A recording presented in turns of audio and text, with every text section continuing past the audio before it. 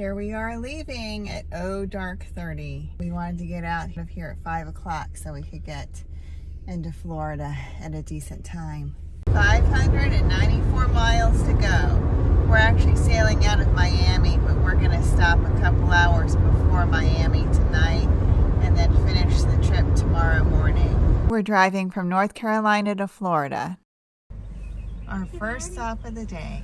Yeah, let me get Parties. a cheese biscuit. Look at this southern goodness. Here we are Buc-ee's pulling t-shirt. into Buc-ee's.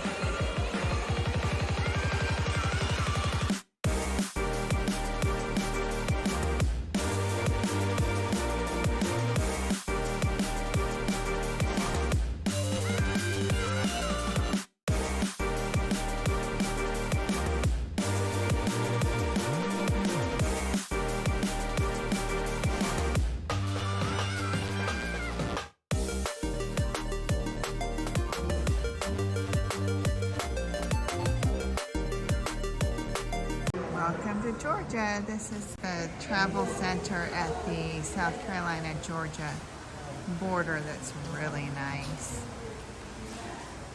You can get some photo ops, and it's a great place to walk around. We try to get steps in. Here we go, crossing over to Florida. This is the Florida-Georgia line. Woohoo! We're getting closer.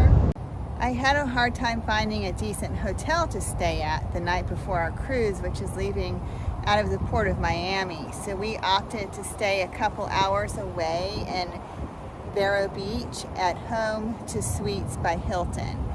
And it's a really nice hotel. I'll show you some pictures. I think it's a great option if you're leaving on a cruise out of Fort Lauderdale or Miami, if you don't mind driving a couple hours on the day of the cruise. This is one of the most spacious hotel rooms I've been in, with 2 queen-size beds. You got that kitchen area I just showed you. Then you got the couch. And look at this. It's all the counter space. You could really spread out work or papers or something if you needed to. Look at the nice pool area. And then over here on the other side is a grill area. Look at the nice fire pit area. This would be great when it cools down a little bit at night.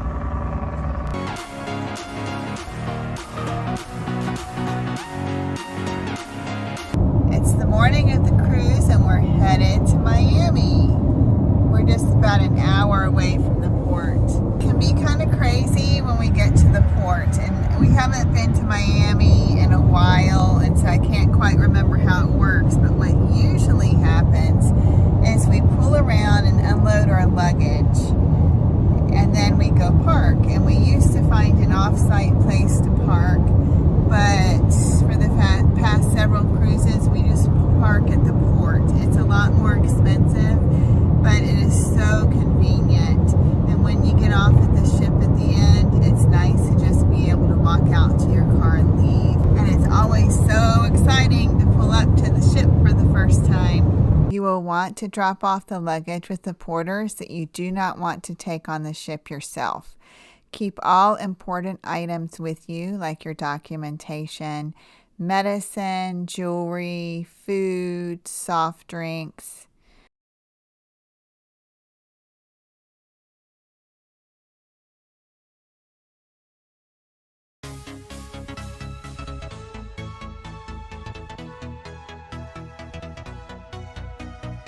As far as tipping, you do need to tip the porters.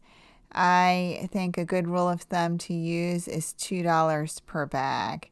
And you will see the items you drop off later on in your day outside of your stateroom. Okay, so you just got to look for signs and pull up to where they're dropping off the luggage. It goes pretty fast. You got to be ready, got to be organized. have all your luggage you're dropping off in the back. So there's our luggage, and the nice man helped us, and he's going to load it onto the cart, and we'll see it later today in our rooms. Quick tip, take a picture of where you parked, because you will not remember at the end of your cruise. We are walking from the parking garage into the terminal. The boarding process is very fast these days. We'll have to show somebody our boarding passes and IDs. We'll go through security. There will be some photo opportunities, and then we'll walk right on the ship. We are walking into the terminal, and we'll find somebody holding up a sign to show our boarding passes and IDs too. We are going up the escalator. The ship is right off to the left. We're going to walk around the corner and have to stand in some lines and wait for dogs to sniff our luggage. And then we will send our luggage through the security machines. We are boarding the ship. The whole process took less than 30 minutes from start to finish. This is my very favorite part. Usually we go up the gangway, but this time we're going down. Once we get on board, it's like we've never left. The documentation you're going to need to show to get on the ship is a passport, or if you don't have a passport, your birth certificate and license. About 2 weeks before the cruise, you'll be able to check in online, and that's where you will be able to print out your boarding passes and your luggage tags. You make sure that all of your bags, the ones that you dropped off with the porter and the ones you're carrying on the ship, have luggage tags. One time we lost a bag from the top of an escalator to the bottom of the escalator. Someone found it and returned it to us, so put your luggage tags on your bags.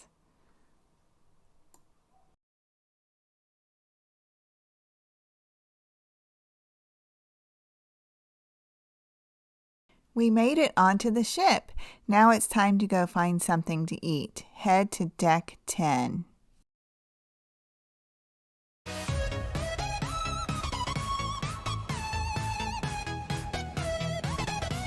After you eat, it's fun to explore the ship. And if you have kids, they're going to want to swim or go down the super fun slides. So make sure that you pack swimsuit, sunblock, swim shoes, anything else you need for swimming in your carry-on bag. We're entering the Serenity deck, which is the adults-only place. It doesn't have a pool, though. It's got 2 hot tubs overlooking the sides, but no pools like other ships I've been on. Your room will not be ready until about 1:30. You will also need to check in at your muster station. Everyone has to do this before the ship can be approved to sail out. A muster station is a place you are assigned to go in case there's a ship emergency, and your muster station will be assigned to you on your room key. Here we are at the very front of the ship.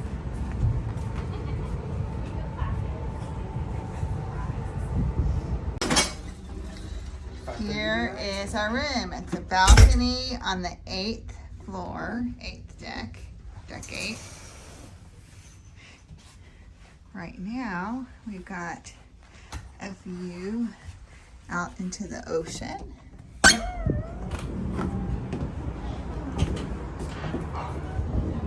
There's downtown Miami. And this is our deck.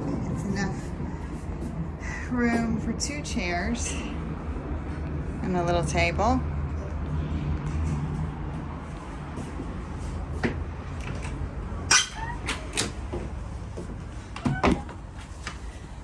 And we got the 2 beds joined together into a king-size bed, or you can request twin size. And then this couch over here will also fold out into a bed for this young man.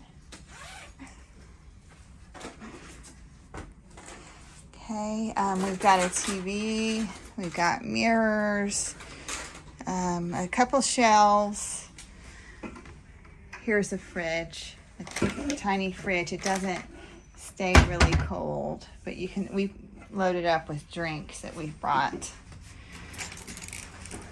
These are the closets. Let's see what they're like. So we've got some drawers. Those are nice. Then we've got the safe and a couple shelves. Over here we've got the closet for the hanging clothes. We usually put shoes and some things here. We put the suitcases underneath the bed so we can have as much storage room as possible. And then you've got the teeny tiny bathroom. See the shower? They usually have a glass door, but this one has a curtain. And it is small, standing room only. And of course the sink. You've got a few shelves in here. When your luggage is ready, they'll just come sit it in front of your door, and you'll come out and get it. And our luggage got here about 5:30. We dropped it off at 11. It's actually a little later than we normally get it, so I guess it took about 6.5 hours this time. It is time to sail away.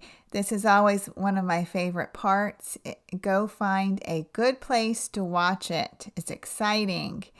If you have a balcony, that's a good place. I chose to go to deck 9 at the very front of the ship because there was no one there. There's also probably a deck party going on at the main pool with the cruise director. That's fun if you want to do that while you're sailing out.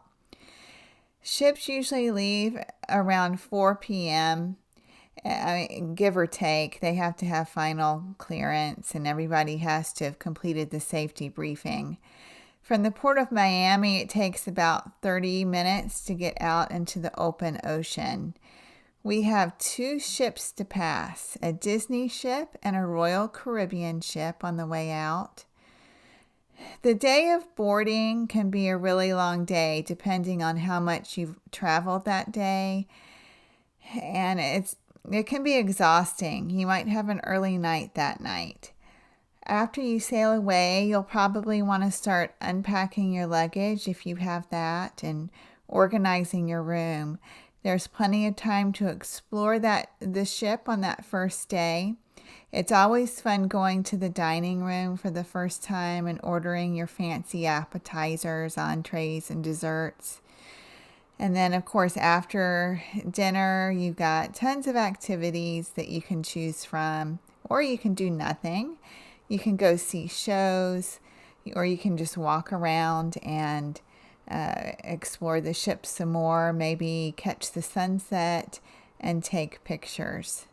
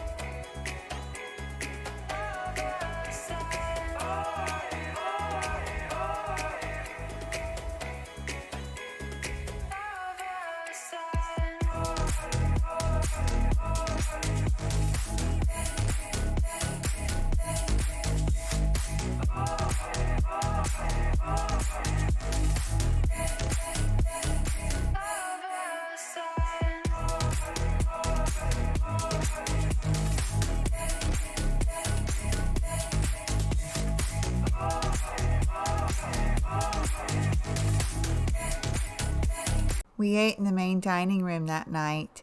I'm sure that I got some sort of shrimp or seafood. Matt got steak, and Tyler tried something new and interesting like frog legs.